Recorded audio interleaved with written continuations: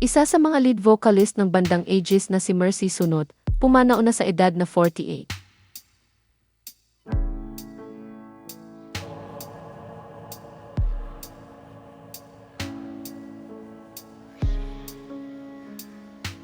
Pumanaw na ang isa sa mga lead vocalist ng Pinoy rock band na Aegis na si Mercy Sunot.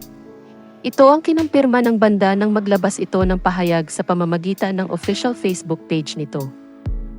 Narito ang pahayag ng Aegis. It is with heavy hearts that we share the news of the passing of Mercy, one of the beloved vocalists of Aegis band and the voice behind the hit song Luha. She bravely fought her battle with cancer but has now found peace and rest. Mercy's voice wasn't just a part of Aegis. It was a voice that brought comfort, joy, and strength to so many. She has touched countless lives, inspiring fans, and lifting spirits with every song she sang. Her passion, warmth, and unforgettable presence on stage will forever be cherished in our hearts.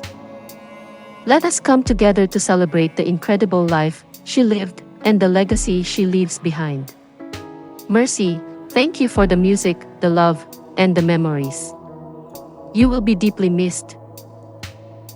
Ayon sa ulat ng pep.ph, sumakabilang buhay si Mercy dahil sa cancer habang naka-confine siya sa Stanford Hospital and Clinics sa San Francisco, California nitong November 17 ng gabi. Kaya naman nagbigay ng mensahe ng pakikiramay ang mga taga-suporta ng banda at ang mga taong nagmamahal kay Mercy. Noong November 16, nag-post ng video si Mercy sa kanyang TikTok account kung saan naluluhang ibinalita niya sa publiko ang tungkol sa kanyang health condition at humiling siya ng dasal sa publiko upang mapagtagumpayan niya ang karamdaman niya matapos sumailalim sa lung surgery. Nakalagay naman sa caption ng kanyang post ng mga hashtag na #BreastCancerWarrior at #LungCancerWarrior.